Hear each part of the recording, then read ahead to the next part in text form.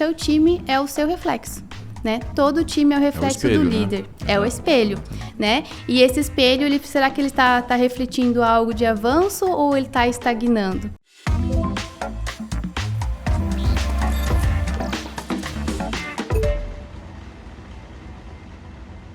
Olá, seja muito bem-vindo e bem-vinda a mais um episódio do CultiveCast, o podcast que te conecta ao futuro do agronegócio. Estou mais uma vez aqui, Josi Prado, e hoje o Luiz Eduardo Caçuia. Tudo bom, Luiz Eduardo? Tudo bom, Josi? Mais uma vez um prazer estar com todos aqui. Espero que seja um episódio de grande valia. Um abraço a todos os nossos ouvintes. Vamos lá.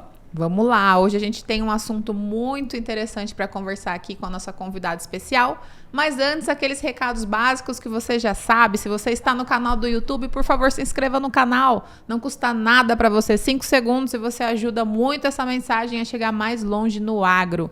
Também agradecer aos nossos apoiadores, aqueles que permitem que o podcast aconteça, e todas as ações do movimento Cultive Futuro, que são eles, a Essere, a Fibermax, a Biotrop e a Ouro Fino. Muito obrigada, pessoal. Se você quiser conhecer os outros apoiadores do nosso movimento, entre lá no nosso site cultivefuturo.com.br com K. Você vai conhecer todos os apoiadores e também todas as ações do nosso movimento, para você saber, né, o que a gente está planejando aí.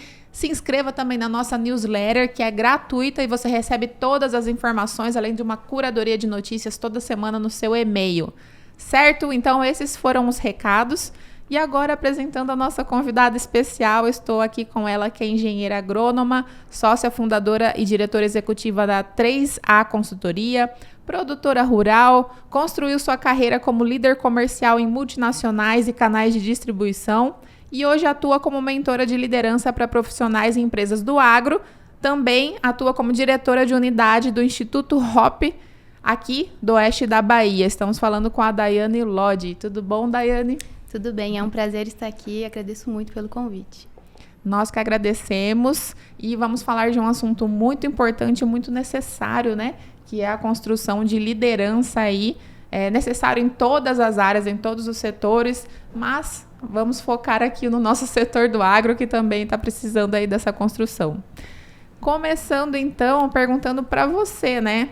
Que afinal, para ensinar sobre liderança, você passou por esse processo de ser uma líder e depois também teve liderança de fundar a própria empresa, digamos assim, e trabalhar com isso. Conta pra gente como é que foi essa virada de chave, como que foi esse processo para você. Então, Josi, a gente vê como uma virada de chave muitas vezes, mas na verdade é um processo, né? Costumo dizer que a liderança, ela se constrói dia após dia. A minha foi construída e ainda é construída, né? Então, desde muito nova, eu sempre busquei estar nessas posições, né, de liderança, embora lá atrás nem soubesse o que significava de fato ser a liderança, né? Sempre tive um exemplo do meu pai dentro de casa, né? Ele sempre foi líder dos projetos, dos movimentos que ele atuava no trabalho dele. E parece que eu via tudo acontecendo através das mãos deles, né? Com muito aprendizado. Então, sempre busquei me colocar nessas posições, sempre vim me capacitando para isso, né? Desde meu primeiro salário como engenheira agrônoma, eu já investi, né, em desenvolvimento, em autoconhecimento, e vim trilhando essa carreira até chegar num cargo de gestão, né, e ter a minha plaquinha lá quando eu falo de gerente comercial. Mas o fato é que, independente do cargo, né, seja liderança ou não, se sentar nessa cadeira antes faz toda a diferença, né? Então, eu vinha, antes de ter esse cargo de liderança oficialmente, ali posso dizer, eu vinha já exercendo, né, funções, exercendo ações, servindo mesmo como líder nas pessoas ao meu entorno, né, para buscar inspirar ali as pessoas e desenvolver esse trabalho em equipe, que é o que precisa, né, para esse resultado do líder. Você acha que esse seu... É uma pergunta meio óbvia, mas eu queria que você trouxesse quais aspectos que te ajuda o fato de você ser produtora rural, né? Porque perguntar se isso ajuda ou não, obviamente que você tem outra visão, estando ali na ponta da produção, né? Mas o que dentro disso te ajudou, te ensinou sobre liderança? De tudo, eu acredito que é a adaptabilidade, né? E a tomada de decisão, porque o ambiente agro é um ambiente muito dinâmico. E a fazenda, você toma inúmeras decisões no dia, né? E se você não tiver um bom embasamento para essas tomadas de decisões e se adaptar rapidamente ao contexto, ao que está acontecendo, as pessoas, o clima, né? Essas decisões ali faz parte desse processo, né? Então, eu acredito que uma das coisas que mais me ajudou foi essa questão da adaptabilidade e essa tomada de decisão. É verdade. E me diga uma coisa, muita gente chega como gerente, né, e sente que é o pico do sucesso ali da carreira, né? Você fala, nossa, cheguei aonde eu queria chegar, tô aqui.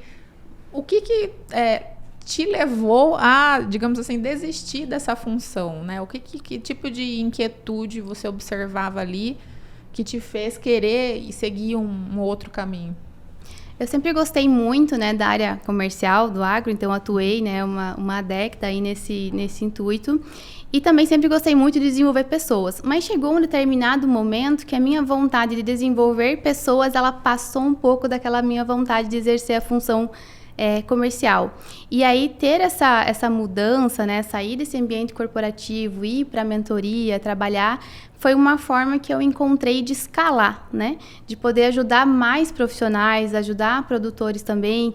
E já quando eu era gestora comercial, eu já era procurada por colegas de multinacionais, por outras pessoas, buscando sempre ajuda para se desenvolver, para resolver alguma questão, né, e eu sempre tive essa facilidade de enxergar o todo e poder auxiliar, né, sempre com o objetivo de servir de fato. Então, para mim, isso foi bem importante. Uhum. E o que você enxerga aí na liderança do agro, né? O que você acredita que mudou dessa liderança nos últimos anos para o momento que o mercado, que o setor está agora? E o que você acredita que precisa, assim, que está faltando nesse sentido? Eu acredito que o mercado agro, ele conseguiu, né, até hoje, com muito sucesso, formar grandes agrônomos, né, tecnicamente. Conseguiu formar grandes nomes, grandes pessoas em relação a isso, mas hoje eu vejo uma mudança muito grande que é preciso aprender a lidar com gente, né? Aprender a desenvolver as pessoas.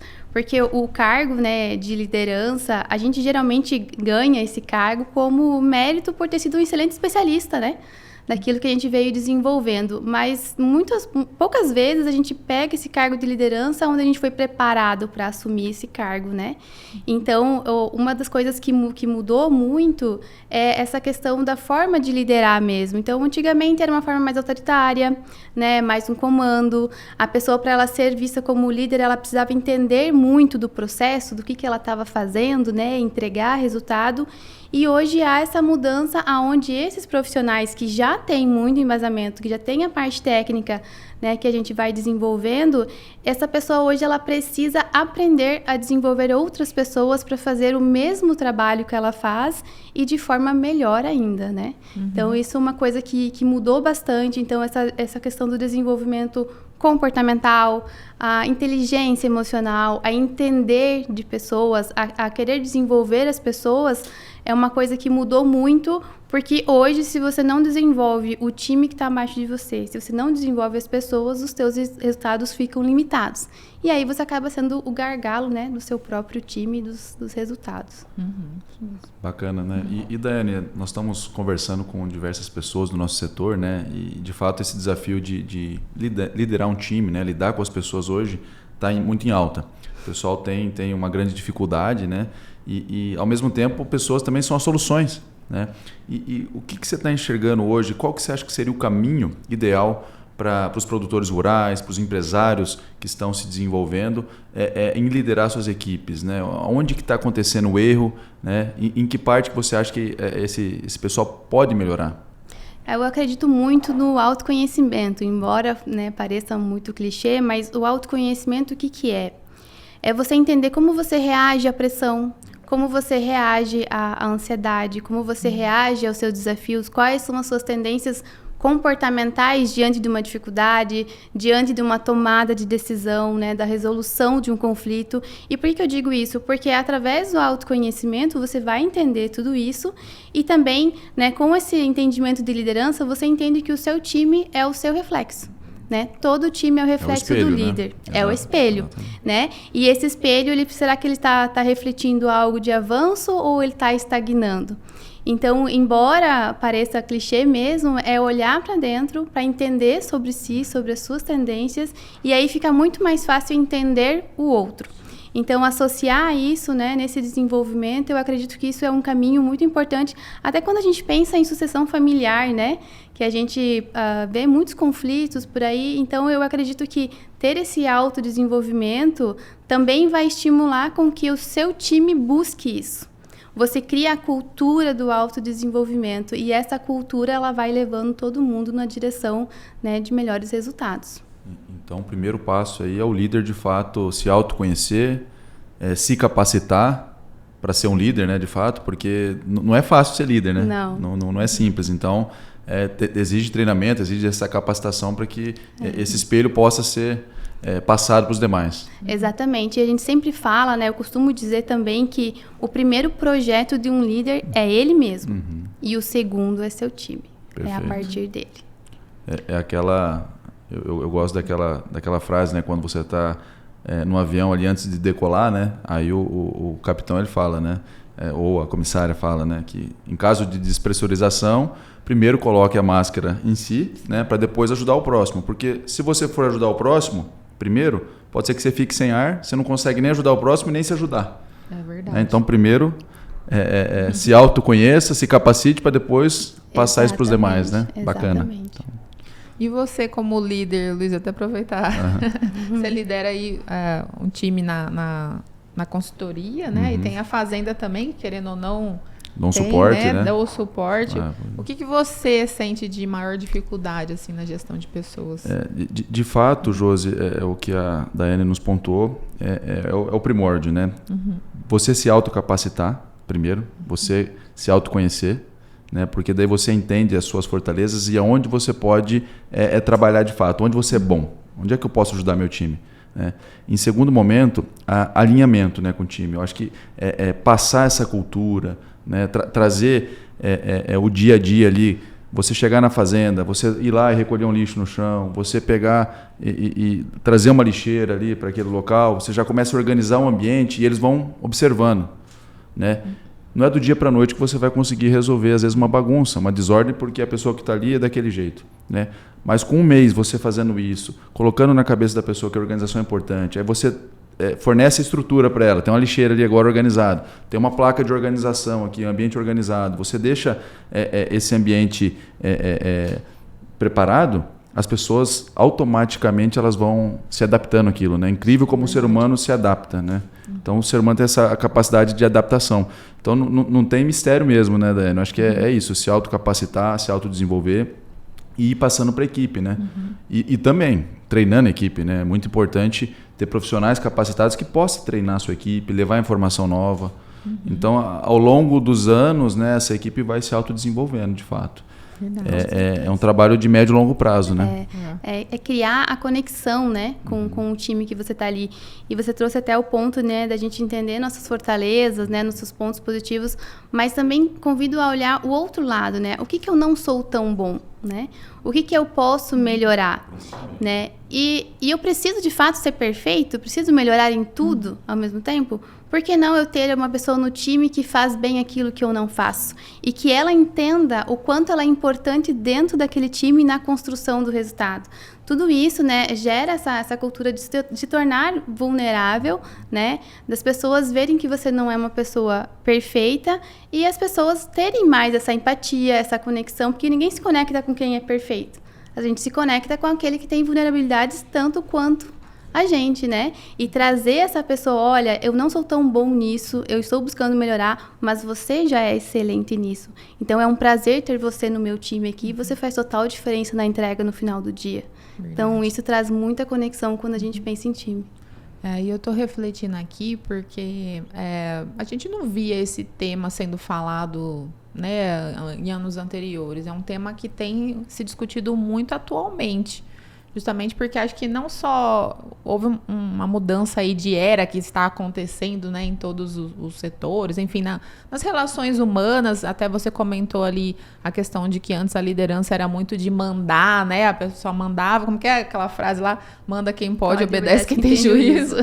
E acho que realmente está se falando disso porque realmente se viu a necessidade de trabalhar isso, porque ao mesmo tempo, esse negócio de mandar é muito mais fácil, né? Quando você tem uma cultura em que uma pessoa lá manda, obedece e acabou, é mais simples, né? E aí, quando a gente está mudando de era para melhorar as relações humanas, né? Para ter mais igualdade, porque assim, eu pessoalmente acredito que a gente está caminhando para uma era de mais igualdade, né?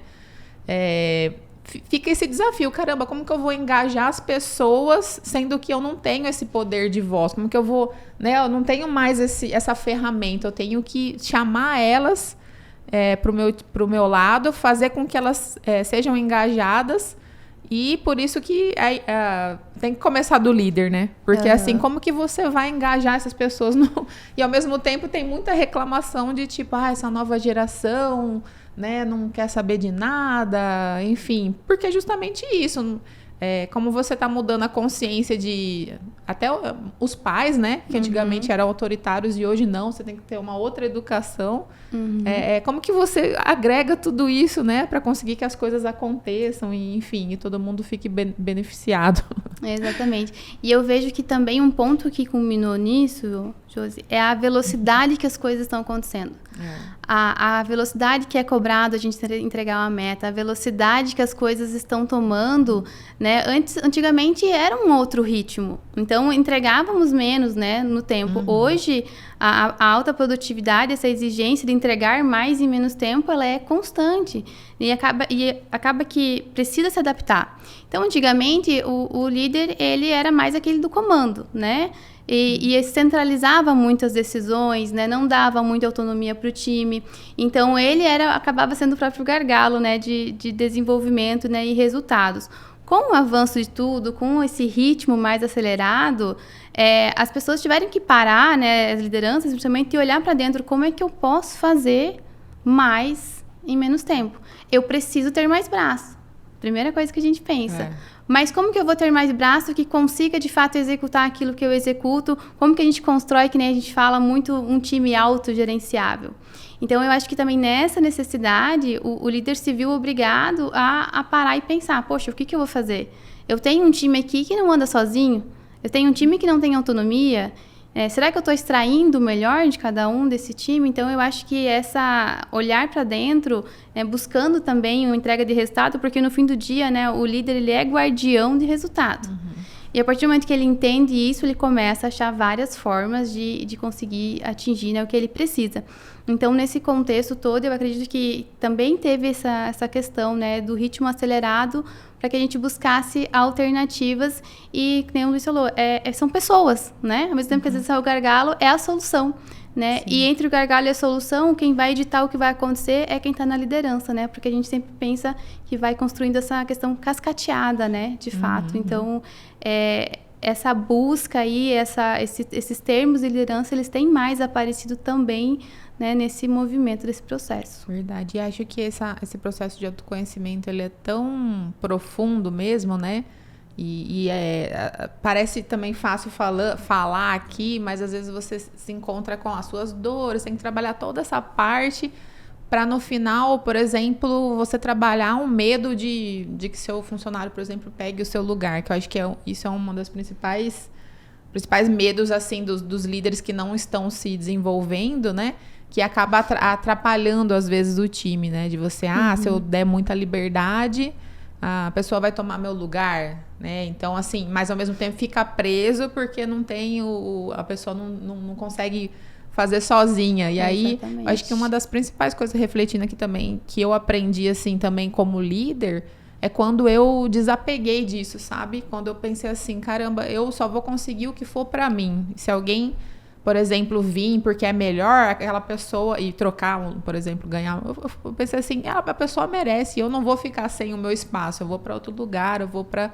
Então, a partir do momento que eu fiz assim, eu percebi que as coisas também o relacionamento com os times onde eu estive foi muito, muito melhor, assim, né? Você percebe essa mudança, assim, de mentalidade? Vocês trabalham esse tipo de mudança mais profunda, assim? Sim, com certeza. Às vezes há esse medo intrínseco, né? E é interessante que as pessoas não veem esse medo. Elas veem comportamentos que você tem a partir desse medo, né? Então, por isso que o autoconhecimento ele é super importante. Qual o comportamento que eu tenho diante do medo? Qual o comportamento que você tem diante do medo? Então, isso é o que as pessoas percebem. O autoconhecimento ajuda você a dar essa volta. Então, a gente tem encontrado, né, no processo de mentoria e também nos in-company com as empresas, essa mudança dessa mentalidade. Porque o líder, muitas vezes, ele fica estagnado na mesma função por anos, né? E ele fica achando inúmeros culpados do porquê que ele não sobe. Mas, no fim do dia, ele não preparou ninguém para assumir a posição dele. E se ele é um líder que entrega muito resultado, né? Ele faz a diferença naquela posição e ele não tem ninguém para substituir ele, fazer um trabalho, né, tão bem quanto ele ou até melhor, como que alguém vai tirar ele desse cargo e colocar em outro? Exatamente. Né? Então, a gente trabalha essa questão da mentalidade, né, de protagonismo, de avanço, de fato, e também trazer essa percepção para o líder que uma das grandes funções do líder é desenvolver outros líderes. É desenvolver outras pessoas. Então, né, como é que eu faço para crescer? Eu preciso atingir uma outra função, né, um outro cargo, um outro nível, buscar novos desafios e eu preciso deixar minha posição bem ocupada. Né? Então, eu acho que hoje já tem esse movimento também e a gente como instituto, né, eu como mentora, tenho trazido também esse conceito, né, para os mentorados, né, durante o processo de cada um. Maravilha. Você falou uma coisa muito interessante, né? Que é o volume de atividades que hoje a gente é responsável hoje em dia. De fato, assim, a gente fala de inteligência artificial ia vir para ajudar, na verdade, né? O trabalho, sobrecarregando, né? Tem ajudado muito. Hoje eu não consigo trabalhar sem, né, IA, mas ao mesmo tempo não estou vendo esse ganho de tempo que todo mundo anunciou com essa tecnologia, né? E isso traz muito a questão também do famoso burnout, que o pessoal tem falado, da liderança também. Como que vocês trabalham essa questão de burnout, de sobrecarregamento? Onde que a pessoa pode começar a se libertar, digamos, disso, né? Esse é um assunto bem delicado, né, e complexo, mas quando a gente vai no sentido da causa, né, desse burnout, geralmente é uma sobrecarga, é o excesso de pressão, né, a quantidade de informação e a inteligência artificial, ela veio para nos ajudar, só que nem sempre a gente está utilizando ela da melhor forma. Porque de nada adianta a gente ter um excesso de informação rápida que a gente não tinha antes, a gente não sabe o que fazer com ela. Se a gente não treina pessoas para saber que tomada de decisão vai ter com todas aquelas informações, né? Então, esse burnout, ele vem muitas vezes de uma sobrecarga de trabalho.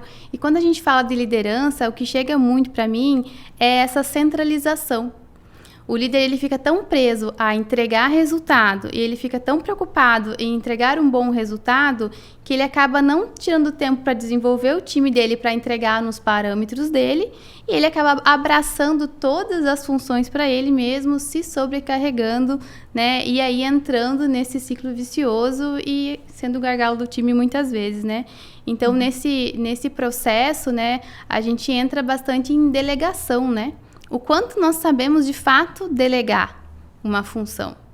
Quanto tempo a gente desprende da nossa agenda de líder para fazer uma delegação bem feita? Para acompanhar esse processo, para trazer segurança para o liderado que vai executar aquela função, para, de fato, você conseguir, né, ter mais tempo na sua agenda para outras coisas e diminuir essa sobrecarga. Porque quando eu consigo delegar, por exemplo, com exatidão, né, com qualidade, é algo que, né, o meu liderado passa a fazer e que eu posso usar esse tempo para outras coisas, né? E tirar um pouco dessa sobrecarga. E se eu deleguei bem feito, eu tenho a tranquilidade que o liderado vai fazer da forma como foi, né, desenhado para que ele faça. Então, essa é uma das grandes causas, né, do burnout, é a sobrecarga e muitas vezes vem do próprio líder de centralizar ali tudo para si e não desenvolver o time. Teve uma dica valiosa que eu recebi há uns anos atrás de um senhor 70 mais, né, senhor sênior, empresário, né, não só um empresário local, mas um empresário a nível nacional. E eu estava num momento assim que realmente eu estava me sentindo muito sobrecarregado porque tinha inúmeras atividades, inúmeros projetos acontecendo e você tem que fazer acontecer, né? Mas muitas vezes é você absorvendo uma pressão maior do que existe de fato, né? Somente exercendo essa pressão porque você quer controlar tudo. E eu perguntei para ele, né?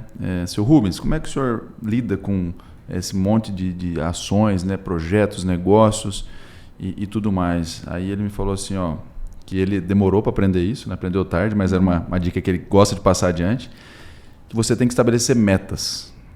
Você tem que estabelecer metas e prazos. Então amanhã eu tenho que realizar 5 atividades, eu tenho que resolver 5 problemas. Se deu 4 horas da tarde e você conseguiu resolver os 5, vai fazer um esporte que você gosta, vai caminhar com teu filho, com a tua filha, vai visitar o pai e a mãe, vai fazer alguma coisa, né? Porque você conseguiu ser produtivo, você estabeleceu a meta e você foi produtivo. E o que ele quis dizer? Eu falei, mas você tem mais 2 horas para trabalhar até às 18, pelo menos, horário comercial, né? Quem é empresário não tem limite, né? Quando você está acordado, você está trabalhando. Sim. Mas ele falou assim, só que isso vai acontecer sempre na sua vida. Você sempre vai ter outras coisas para fazer. Nunca vai acabar. Então, organize, estabeleça metas, cumpra as metas. Você mesmo se paga com uma recompensa. Vai fazer outra coisa, vai fazer um esporte, vai fazer um hobby, enfim, vai estar com a família, para você arejar a cabeça, porque de nada adianta, vamos voltar lá, né? O líder tem um monte de negócio, tem um monte de coisas bacanas, um monte de projeto, mudando a vida de pessoas, se daqui um pouco ele está doente. Se daqui um pouco ele não consegue mais ter saúde para tocar o negócio. E o que adiantou, né? Então, assim, foi uma dica muito valiosa que veio de uma pessoa experiente que já passou por isso, né? E tem uma série de negócios. Então, pode parecer simples, mas não, né? De fato, a gente tem que ter essa disciplina, né? De cuidar disso. E tudo reflete uma coisa na outra, né? Eu vejo que também, voltando até no que nós conversamos antes sobre o que mudou, né? Como era antes e como é hoje. Hoje essa flexibilidade ela tá mais presente, né? Essa consciência também ela tá, que nós somos uma pessoa só, né? Antigamente assim, olha, você tem que ser uma pessoa no seu ambiente de trabalho e aí fora você é outra. Hoje isso já não cabe mais, né? A nova geração também tá aí para isso, para nos lembrar, né, diariamente. Isso não cabe mais, né? Então, nos tratarmos como pessoas, como ser humano, né? Então, essa parte humana, ela precisa estar cada vez mais, né, sendo desenvolvida. Então, nós somos uma pessoa só. E aí, a produtividade do meu trabalho está totalmente ligada ao que eu faço fora dele. Né? O quanto eu dedico para minha família, o quanto eu consigo ter uma noite de sono, o quanto eu faço uma atividade física, eu converso com outras pessoas. O que eu mais recebo hoje de mentorado é dizendo que vive para trabalhar 100%. 100% do tempo, não tem amizades praticamente. Então, assim, tudo isso vai refletir, né, no nosso meio. Nós somos uma pessoa só. Então, acho que buscar esse equilíbrio, como você trouxe, né, nesse conselho que foi de ouro, assim, eu acho que é muito válido. A gente que é empreendedor, a gente tem que ficar constantemente se lembrando disso. Muitas vezes eu termino meu trabalho 3, 4 horas da tarde e falo assim, gente, mas e agora? Né? Verdade. Então, essa autoliderança, ela precisa estar presente. O que é importante que eu faça fora do trabalho que vai me entregar mais resultado também no trabalho? Acho que esse conceito também que tá sendo muito quebrado agora, né? A questão de tempo é dinheiro, né? Porque a gente cresceu ouvindo isso, né? Tempo é dinheiro, tempo é dinheiro. Então, se você tá sem fazer nada, você tá improdutivo. E para quebrar essa frase é difícil, viu? Porque até tempo de família mesmo, quando você tá lá, você tá achando que tinha que estar fazendo outra coisa. Parece que é uma culpa, né? Que você devia estar produzindo alguma coisa, né? E eu acho que hoje o que era tempo é dinheiro talvez mude muito para tempo é vida, né? Exatamente. Que é o bem mais precioso, né? Por isso que... E atenção, estou interrompendo esse episódio rapidinho para agradecer a um dos nossos apoiadores. Esse episódio aqui é um oferecimento da PME Máquinas. A PME Máquinas, sua concessionária New Holland, está em Luiz Eduardo Magalhães e região para impulsionar a força do agro e acompanhar de perto o desenvolvimento da região. Com 40 anos de história, oferecemos tratores, colheitadeiras, plantadeiras, pulverizadores, implementos, peças e um pós-venda de excelência. PME Máquinas, a revolução do campo começa aqui. E conta pra gente como foi essa parceria com o Instituto Hop, né? O que é o Instituto e como que surgiu? Bom, o Instituto Hop, ele tem uma história já de um bom tempo, né? Eu sempre falo que eu sou o resultado da transformação que o Instituto Hop, ele traz. Porque logo no início da minha liderança, né, eu comecei a buscar alguns mentores que me acompanhariam nessa trajetória. Né? Como eu falei, desde o meu primeiro salário de engenheira agrônoma, eu sempre busquei, né, investir em desenvolvimento. Então, quando eu fui para a liderança, não foi diferente disso, né? Eu comecei a buscar mentores e eu encontrei a Carol Castro.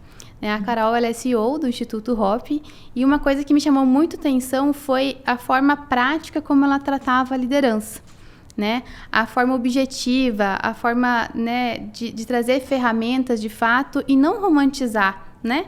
Ficar romantizando tanto a liderança, porque, como a gente já falou aqui, a liderança ela não é algo fácil. Ela é uma escolha, ela é um estilo de vida, e ela é algo que quando você aceita, decide passar por aquilo, é algo que te traz muitas coisas boas, né? Muita realização. Então, eu busquei, né, pessoas, mentores, me identifiquei muito rápido com a Carol, com tudo que ela trazia dentro do instituto dela, e aí me tornei mentorada dela. Então, para mim, isso foi um passo gigantesco, muito importante na minha carreira, né? Tanto carreira de decisão ali, como também financeira, todo esse processo, porque a gente vai subindo o nível, né, das mentorias que a gente vai fazendo, das pessoas, das mesas que a gente vai sentando. Então, eu busquei isso tudo, encontrei na Carol, no Instituto Hop, me tornei mentorada. Então, logo no início da minha liderança, eu já comecei a ser moldada pelo método do Instituto Hop, né? Então, desde o começo, ela já me trouxe ferramentas e ela me trouxe muito esse olhar para dentro de mim mesma, né? O autoconhecimento, né? E inúmeras vezes que a gente, como líder, vai culpar o time de alguma coisa, né?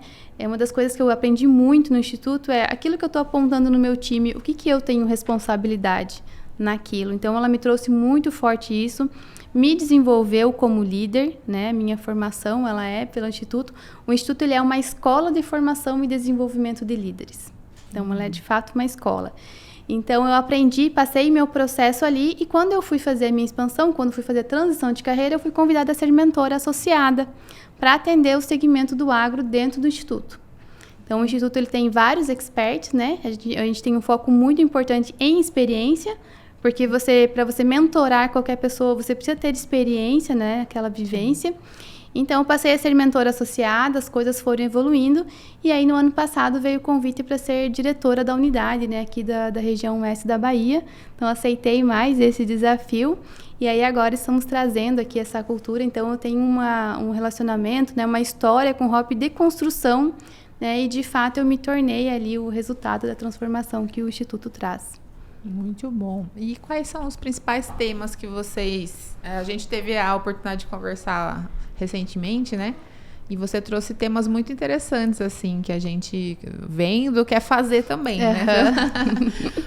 O que você destaca, assim, como os carros fortes, assim, desse processo de treinamento de vocês? E depois queria que você explicasse um pouquinho mais sobre times autogerenciáveis e alta performance. Hoje, dentro do Instituto Hop, né, a gente pensa no HOP, né? Então, a gente começa com a H ali, com a parte do líder, né? A base de uma pirâmide. Então, a gente trabalha muito forte o líder, porque a partir do líder tudo acontece. Né? Então, a gente tem o H ali, trabalhando o líder mesmo. Aí, depois a gente vai para processos, junto com esse líder. E depois a gente vem para performance. Então, a gente trabalha essa pirâmide, né? E vai passando por esses processos, né? Dentro da metodologia do Hop. E aí, quando a gente pensa em construção de times autogerenciáveis, tudo vem também a partir do líder. Então, como que a gente trabalha? A gente desenvolve esse líder com a mentalidade protagonista, né, que é algo que a gente trabalha bastante.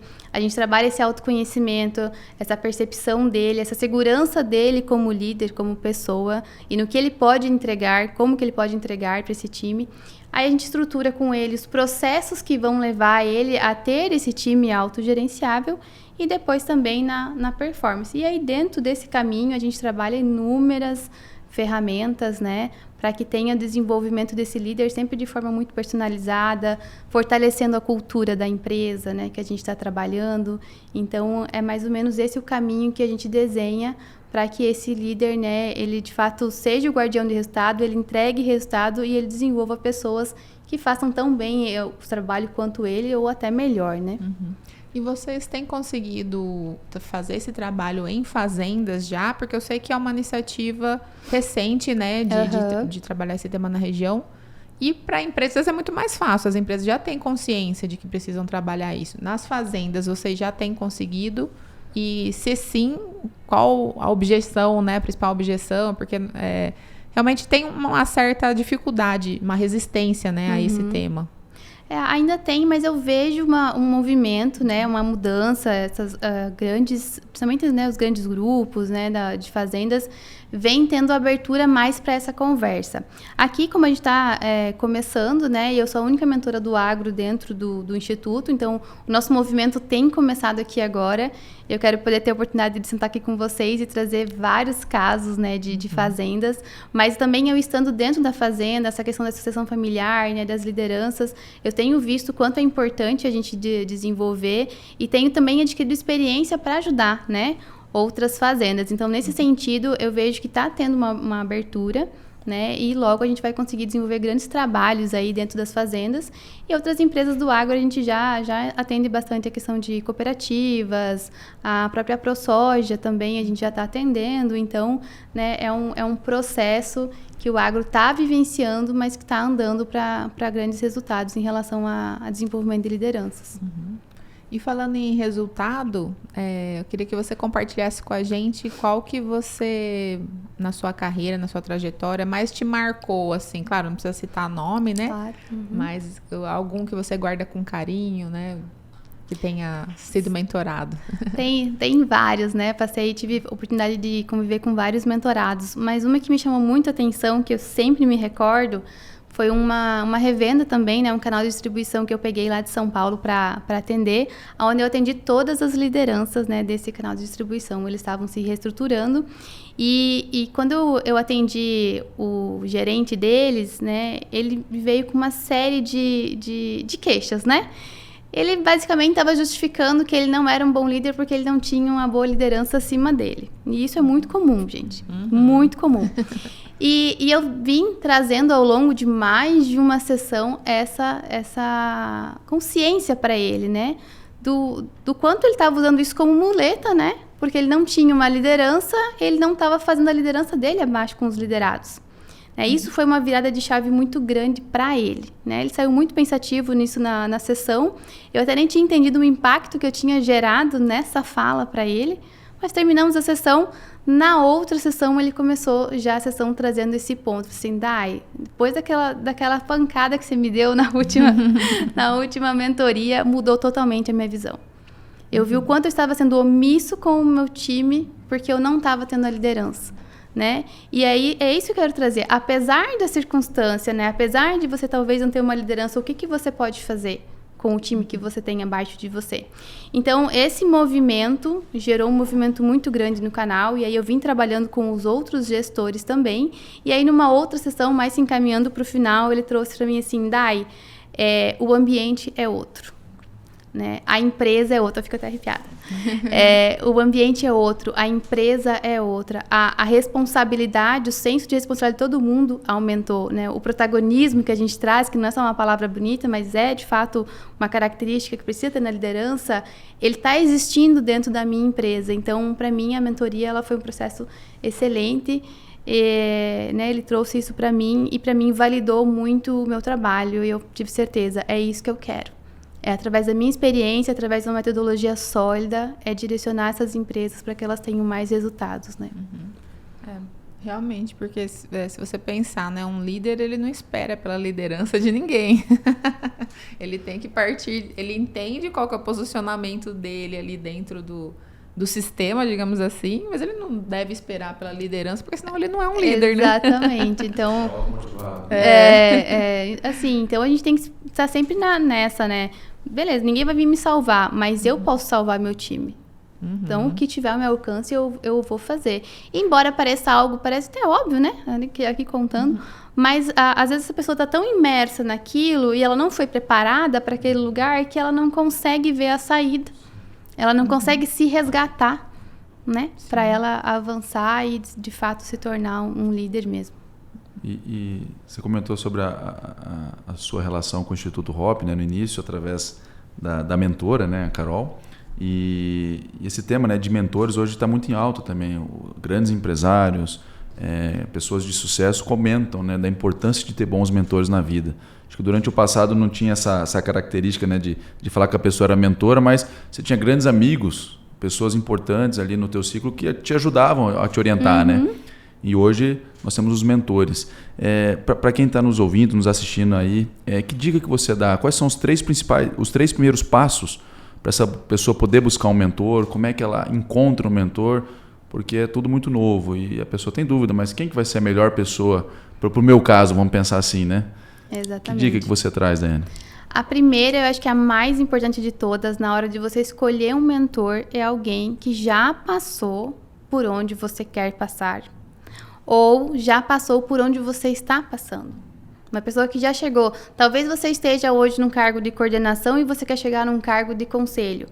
Qual é o próximo passo, né? Então, é uma supervisão, uma coordenação, é uma gerência. Então, eu posso buscar um mentor que me ajude a chegar nesse cargo. E depois eu posso buscar outro. E tá tudo bem. É uma evolução, né?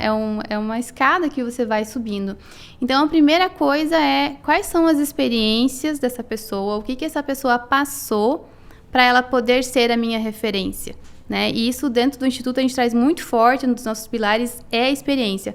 Por isso que hoje, exclusivamente, eu só atendo profissionais do agro. Porque qual é a minha experiência? Qual é a minha vivência de uma década? É agro. É agro 24 horas, né? Porque é dentro e fora da porteira. Então, eu acho que ter esse ponto é fundamental. Como que eu vou escolher um mentor que não trabalhou no agro? Como que eu vou escolher um mentor que não chegou numa gestão? Como que eu vou escolher um mentor para me desenvolver na área comercial se ele não foi vendedor? Verdade. Né? Como que eu vou escolher um mentor ali para me ajudar numa sucessão familiar se ele não passou por uma sucessão familiar? Eu posso pegar vários treinadores para me ajudar na comunicação, numa oratória, numa comunicação não violenta. Isso eu posso pegar vários treinadores ao mesmo tempo. Mas mentor tem que ter passado por onde eu quero passar ou por onde eu estou passando. E aí sim você tem uma pessoa para lhe ajudar. A gente sempre fala, né? Nossos pais, né? Nossos avós são nossos primeiros mentores. Né, porque eles já passaram por várias coisas que a gente está passando, né? Então, no profissional é muito isso. Qual é a pessoa que você vai se ancorar, que você vai abrir as suas dificuldades, os seus desafios, né? E a pessoa vai te dar um direcionamento adequado. Hoje a gente vê muitos mentores na internet. Muitos. Sim. Muitos. E, infelizmente, isso se torna um problema, né? Mas quem está contratando, o ponto é, qual é a experiência que essa pessoa vivenciou para que ela seja a minha mentora ou o meu mentor. O que essa pessoa já gerou de resultado de fato, né? O que ela impactou ela de mesmo. Fato, exato. Então, conhecer, não ter pressa, conversar bastante. Hoje, a maioria dos mentores, eles abrem espaço, né? Eu sempre, antes de começar um processo, eu marco uma reunião, eu converso com a pessoa, eu entendo onde é que ela está, onde é que ela quer chegar, conto um pouco do que eu passei. E se tiver essa conexão, né, das duas partes também, porque o mentor, ele acessa partes muito profundas da gente, né? Ele nos confronta, a mentoria não é um processo confortável, né? Ele é muito pelo contrário, ele nos tira da nossa zona de conforto e nos leva para onde a gente quer chegar. Isso mesmo.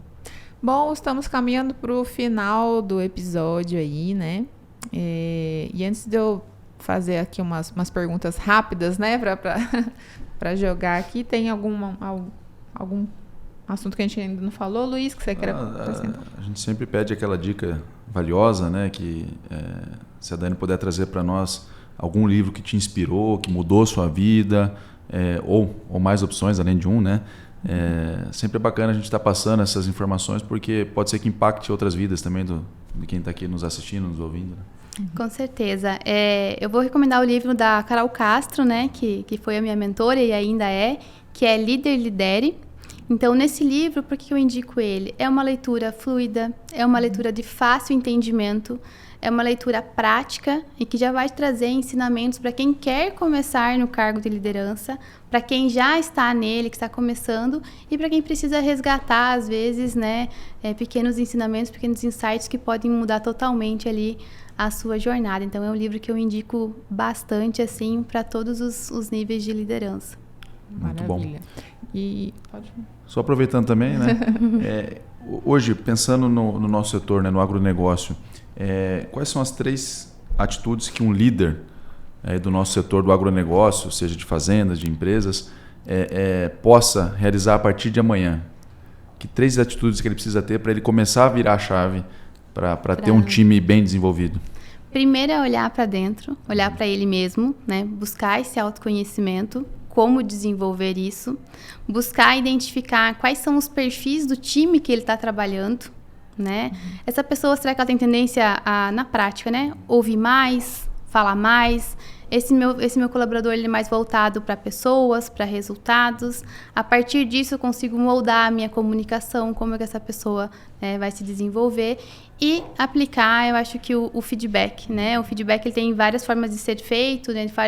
De forma estruturada, mas começar com ele, eu acho também que é um ponto crucial, porque ele dá uma direção mais assertiva, né? De como você pode melhorar como líder, né? Já no mesmo momento. Maravilha. Eu ia perguntar sobre habilidade, o Luiz já fez aí.